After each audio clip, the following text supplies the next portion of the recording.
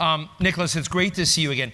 We talked last year, and we're going to see. Oh yeah, we've already got them up here. I just said, you're one of the few people in the world who really believe in the power of trade. Like, trade's become sort of a dirty word in Washington, right? But except with Kevin Hearn, who's into part of it, not all of it. But I'm interested in what is happening when it comes to your pictures of sort of how you see trade evolving, what's going on. And as part of the story that I know you're going to, about to tell, is the United States a big part of this story? Yes. Well, it is definitely, and it will stay so, yeah. And I think, as you said, trade matters. It will continue to matter. So what you see behind us is a very nice combination of geopolitical and trade expertise and the power of AI. We at BCG have developed a trade prediction tool that is compiling the expertise of the dozens of trade and geopolitical experts we have with a tool that is churning 500 million data points. So that's 500 million data points on one page. And let me just share with you three messages. First, you said, does trade matter? Well, look on the bar chart. Trade will continue to grow from 21 trillion to 28 trillion. So people who tell me, it's the end of trade, there's no more global trade and things like this, I tell them, look, we continue to grow by 2.8%, which is right. Remember, Commissioner Dombrovskis said that trade is growing less than GDP, which is also the case, because GDP will be growing by 3 to 4%. Right. So we see a slowing down there. But it still matters. That's number one. Number two, trade has become more complicated. And you see behind me a lot of arrows in red, yellow, green. I won't go through all of them. Looks like green is happy and red is not, That's right? cool. Yeah, yeah, well, yeah, that was my obvious legend, but I'll go through this in a second.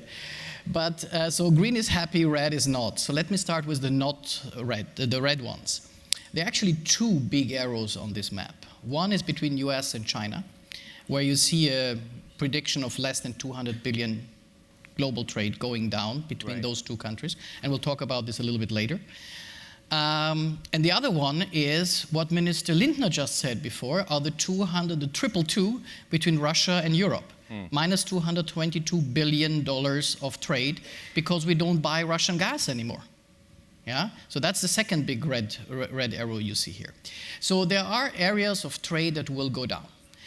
And then there are areas of trade that will go up, and that's the green happy part. Yeah? And the green happy part, by the way, and you said is US relevant. Well, look at how green the North Atlantic is. Right. I'm not sure about the future of NATO, but at least with trade, North Atlantic looks very green.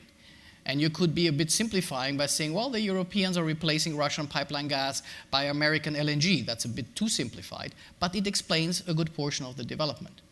The other big green part is actually Asia. The one region that profits most of trade is Southeast Asia. 1.2 trillion additional trade. India, 300 to 400 billion additional trade. And so you see that we see a shift going forward. So that were my three messages. Trade matters. There are some red lines. Just to make sure that I get this. Yes. This is China, right? This is China, yes. And so China looks like it's going to clean up. Like it's got the biggest green. Well, right? So is China going to do fine no matter what we try to do to it? No, I think what the picture shows is that China is sending a lot of precursors and components to Southeast Asia, which are then being sent to the world. And we see typically the situation of a China plus one, China plus two strategy, where people used to produce everything in China and now realize that maybe Vietnam, Philippines, India, Malaysia is a smarter production base. One of the other new trends out there is essentially looking at what the BRICS are going to do. The BRICS have new members. Tell us about the action in the BRICS and how does that look? And I think one of the subterranean questions is do they become to some degree integrated enough that they can stand strong against the transatlantic pretensions of running the global economy? Yeah. Well, I always get that question whether BRICS and... You always get that question? No, I always get the question whether BRICS Plus is actually the new global South or the other way. And I think, to a certain extent, yes, it is. But we need to be careful because I think BRICS, in comparison to, let's say, what we have, G7, G20, even the Shanghai Cooperation Organization, is still much less developed than all of these Western-led institutions or China-led institutions. So we have seen the increase of BRICS, notably with a lot of Middle Eastern countries joining, like Saudi Arabia, UAE, and so on. I think that they will play an increasing role, especially if they've managed to control now. BRICS Plus controls 45% of oil production worldwide. So it's more relevant than many other, let's say, oil producing institutions. But I think it's still a long way to go to be at the same level as you could see with other institutions. If I worked for BCG, would I have to wear a tie? No, you don't need to wear a tie. I just put a tie for you today. I wanted to get that out of the way. Yes. You asked me to wear a tuxedo tonight. You're going to wear a tuxedo tonight. Yeah. I actually said, we're having a ball tonight, a big party, and our clothing said, black tie optional, and I said it should have been irrationally exuberant, as the dress code. But let me ask you about something. I just asked your managing director to ask, give me a couple of questions to ask you, and he's known you for a long time, and he knows you're a trade obsessed person. But as you look at it, you just heard Congressman Kevin Hern up here, who in some ways is trying to be a Republican who is promoting certain dimensions of trade. Yeah. But America's taking trade off the table. And also, I think America is a sanction-happy, sometimes you say trigger-happy, but a sanction-happy country. Are you more pessimistic or more optimistic about the future dimensions of trade as you look at it in a real form? Give us the Nixonian realist answer. Yeah. No, I think from my perspective, I'm concerned about trade as it becomes more complicated. Like on a scale of 1 to 10, how concerned? 4. Okay, really? Not 0. What could get in the way? Who's the villain? Well, I think what we see going forward further is if we continue to see the development of a multipolar world, like Russia, China working together, the West working together, like a breakup of trade lanes. I think that's what we would see. A large conflict, I think that could go in the way. And this morning there was news where the United States announced steel tariffs and the longer-term impacts of sort of U.S. trade policy. And it's really interesting because my colleague Jordan Weissman was getting into this a little bit, but I would add another dimension. We've gone through a very high-level period of inflation, and one of the things the Biden administration could have done as an inflation response is to even temporarily suspend tariffs across the board. That would have brought down inflation maybe by a point and a half, maybe more, and address supply chain issues. How do you sort of see U.S. policy right now? Well, I think what we have seen here is clear that there has been since 2018 a continuous, I think, tariff regime towards China. We have tariffs at 25%, at 7.5%. You just mentioned the announcement today on steel. It's at 7.5%, tripling it. Brings you close to the 25%, where many other commodity groups are already. I think it's a political choice if you want to do tariffs. I think you then shape the map you have behind you here. You're not fighting inflation. One of the other things when you kind of look at the emerging economies, which you sort of get at, with Brazil, India, Turkey, you might list them better than I can, but as you look at this tier of economies, one of the worries that a lot of macroeconomists have is that they are departing and leaving the next 30 or 40 developing nations that are beneath them, and that you're seeing capital outflows leave those countries, which is crazy because they need capital inputs to deal with climate, to deal with their economies, to deal with stuff. What is your biggest worry about the dysfunction between the different tiered economies out there today? In the emerging market yes. range. Well, I think, since we had the creation of this acronym BRIC or BRICS, you had the idea of selecting large emerging markets and see them as the growth engines. What we should not underestimate is that this, what you would describe large emerging markets, are playing an important regional role when it comes to growth. Yeah, well, obviously, and this is debatable how, but the China Belt and Road Initiative is looking at this second layer of emerging markets. India, in its vicinity, is looking at this place. If you look at the role that Brazil plays in Latin America around Mercosur, with all the strengths and weaknesses this has. So I think that there is still, within this third and second layer of emerging markets, quite a strong interaction going forward.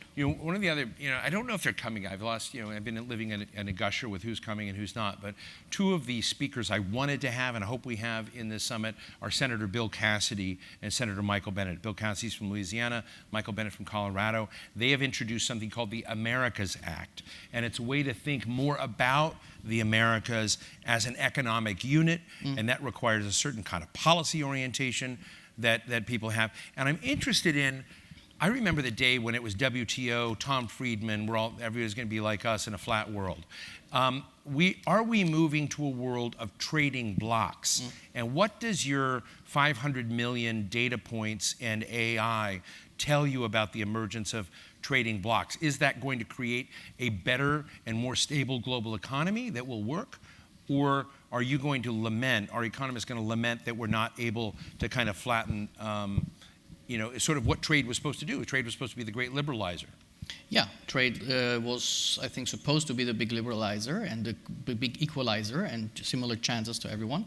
And I think what we see, if you look back to what you just mentioned, also the end of history, Francis Fukuyama in the 1990s. Well, we were all, the WTO was working, all the Bretton Woods institutions designed in 1944 were reaching far into the 2010s, into the 2015s. But the reality is that starting with, I would say, the big financial crisis, 2008, 2009, the European sovereign crisis, Brexit, and so on, we have seen a deceleration of trade and a block development of trade. So yes, I think we see a regionalization of trade. Do you think we're going to be any good at it? Look, I'm just looking here. Yes. Honestly, looking at your chart here, I see Mexico, I see Canada. It's pretty dismal. Yes. When you look at the 13 line, that ought to be like red. Yes. I know it's positive, but I mean, it's hardly exists at all. Yes. I mean, is America in a way strategically derelict? When I'm with South America, they don't like me calling. Is the United States, Canada, Mexico strategically derelict when it comes to South America and how important it is within an America's trading bloc concept? I think you're totally right, and if you look at the history, I think there has been a big pivot of Latin America away from North America to China. I have been to Brazil and to Chile, and you imagine you go to Brazilian customers, clients that raise cattle or poultry, 70% goes to China. Copper ore, 70% goes to China. So I think the big political pivot of Latin America has taken place away from North America towards Asia. Final question, you got a couple minutes here, is I'm obsessed with where the rising net middle class is. With all due respect to everybody in the room, we are not it. In terms of adding to the middle class of the future, we're going to be fine, Europe is going to be fine, but we're not adding in terms of a net add to the middle class in the world. I think it's in Southeast Asia, I think it's in Africa, I think it's India. And as you kind of look at that from a rising middle class perspective, how well positioned, I mean, I just see all these big numbers going in and out of China. Is China way ahead of us in the rising middle class equation? Because that's where the consumers of tomorrow are. Where do you put Europe and the United States in that race?